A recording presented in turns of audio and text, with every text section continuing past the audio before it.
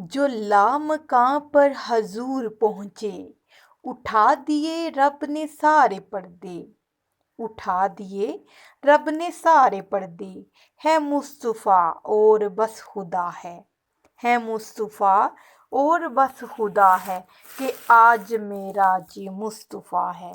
بسم اللہ الرحمن الرحیم۔ السلام علیکم ورحمۃ اللہ وبرکاتہ۔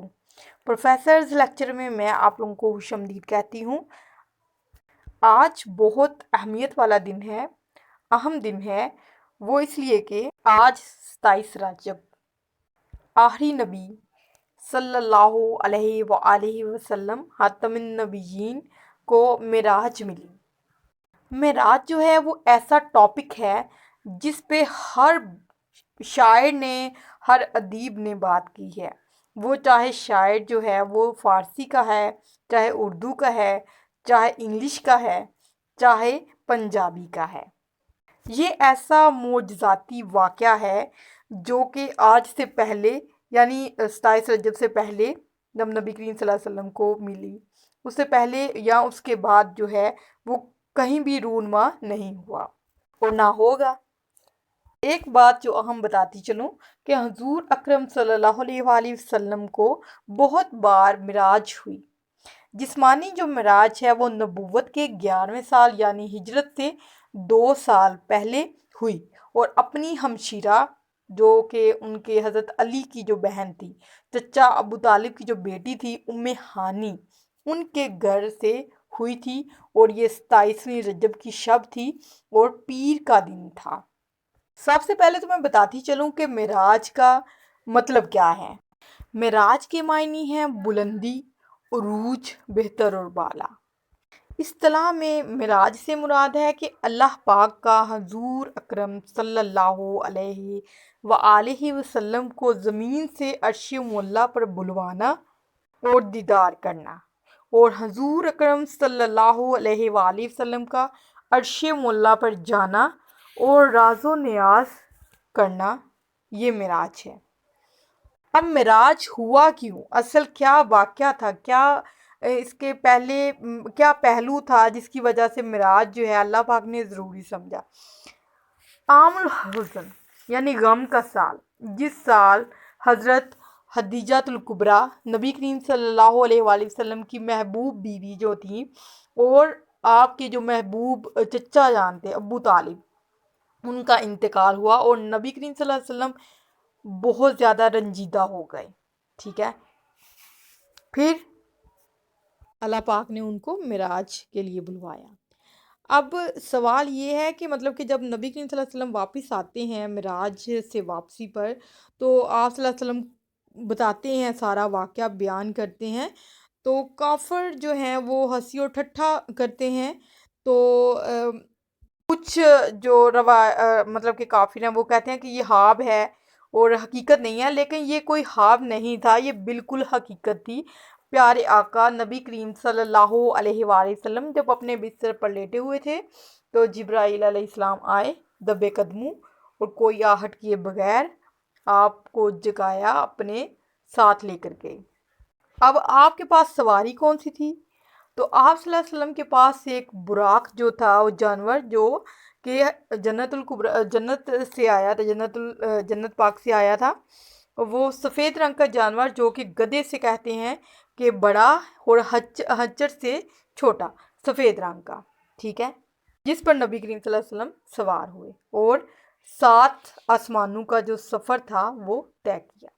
پھر آپ نے تمام انبیاء کرام کی امامت کروائی، اور پھر آپ آسمانوں کی طرف جب پرواز کی تو 7 آسمانوں پر جو ہے مختلف انبیاء کرام آپ کو ملتے گئے۔ پھر ایک ایسا مقام آیا جو سدرات المنتہا، ٹھیک ہے، سدرات المنتہا کا بھی ایک راز ہے۔ وہ ایک درخت ہے جو بہت ہی بڑا ہے، اور اس کا نام ہے سدرا۔ سدرا یعنی کہ وہ بیری جیسا ہے، بیری کے پتے جیسے ہیں، ویسے ہی اس درخت کے پتے بھی ہیں، اور اس پہ کہا جاتا ہے کہ ہر انسان جو قیامت تک کے جتنے بھی انسان ہیں جو پیدا ہونے ہیں اور مٹنے ہیں جس جس سال، وہ سارے پتے جو ہیں وہ پیلے ہوتے جاتے ہیں، اور پھر وہ انسان جو ہے وہ پھوٹتے جاتے ہیں، اور انسان پیدا یعنی اس کی پیدائش کا سلسلہ جو ہے وہ جاری و ساری ہے، اور پیلے ہوتے جاتے ہیں تو یعنی کہ وہ جڑ جاتے ہیں، تو اس کا مطلب ہے کہ زندگی ختم ہو گئی۔ وہاں پر جبرائیل علیہ السلام جو کہ فرشتوں کے بھی سردار ہیں، ٹھیک ہے، کوئی عام فرشتہ نہیں ہے، فرشتوں کے سردار ہیں جبرائیل امین، وہ کہتے ہیں کہ بس میرا آگے جانا جو ہے وہ میں نور کی جو تجلیاں ہیں وہ میں برداشت نہیں کر سکتا، میرا کام یہاں تک ہی تھا آپ کو لے کر آنا، آگے آپ کا کام ہے، آپ جائیں۔ پھر آپ صلی اللہ علیہ وآلہ وسلم نور کی تجلیوں کا دیدار کرتے ہوئے، لطف لیتے ہوئے اللہ پاک تک پہنچ گئے۔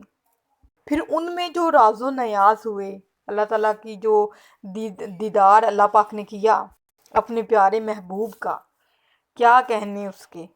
اب ادھر قرآن پاک کیا کہتا ہے؟ قرآن پاک کہتا ہے کہ پاک ہے وہ ذات جو اپنے بندے کو راتوں رات مسجد حرام سے مسجد اقصیٰ تک لے گئی، سبحان اللہ، جس کے ماحول پر ہم نے برکتیں نازل کی ہیں تاکہ ہم انہیں اپنی کچھ نشانیاں دکھائیں۔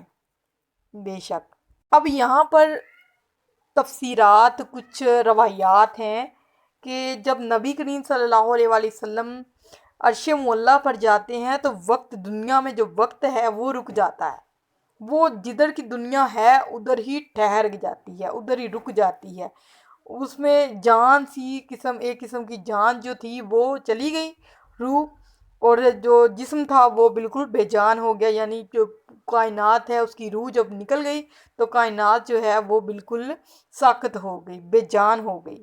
اب وہ نبی کریم صلی اللہ علیہ وآلہ وسلم کتنا عرصہ وہاں پر رہے ہیں اس کا کچھ اندازہ نہیں کیا جا سکتا۔ جب نبی کریم صلی اللہ علیہ وسلم وہاں پر، ان نے جنت دوزخ کا مطلب کہ منظر دیکھا ہے وہاں پر، اور قیامت تک کے لیے جتنے بھی لوگ مطلب کہ جو لوگ ادھر جائیں گے وہ سب کو دیکھا ہے، سارے منظر دیکھے ہیں آپ نے، جو کہ بیان کرنے سے باہر ہیں۔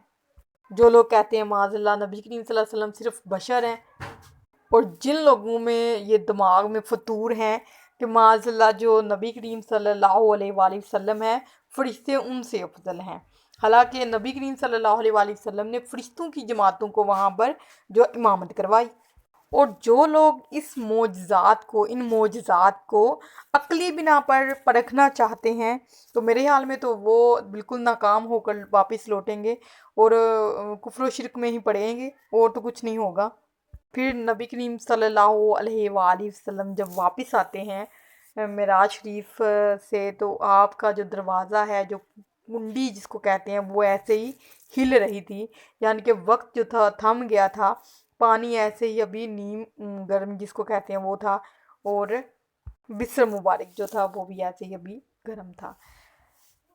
یہ دنیا کا حسین و جمیل واقعہ ہے، اور ایسا واقعہ جس کو پڑھ کر اور سن کر ایمان اور مضبوط ہوتا ہے، اور نبی کریم صلی اللہ علیہ وسلم کا دیدار کرنے کو دل کرتا ہے۔ اور ہمیں چاہیے کہ ہم دعا مانگنے کا جو وسیلہ ہے وہ بھی اسی طرح اسی کو لیں، اسی کو بنائیں، اور اللہ پاک سے دعا ہے کہ اللہ پاک جو ہے ہمیں نبی کریم صلی اللہ علیہ وآلہ وسلم کی سنت پر عمل کرنے کی توفیق دے، آمین۔ ابھی تک آپ لوگوں سے ایک ریکویسٹ ہے، اگر آپ لوگوں نے پروفیسرز لیکچر کو سبسکرائب نہیں کیا تو ابھی کر لیں، تاکہ ہمارا آنے والا ہر جو قیمتی مواد ہے آپ تک سب سے پہلے اور بآسانی پہنچ سکے۔ ویڈیو کو لائک کر دیں، شیئر کر دیں، اور چینل کو سبسکرائب کر دیں۔ اپنا اور اپنے پیاروں کا خیال رکھیں، تب تک کے لیے اللہ حافظ۔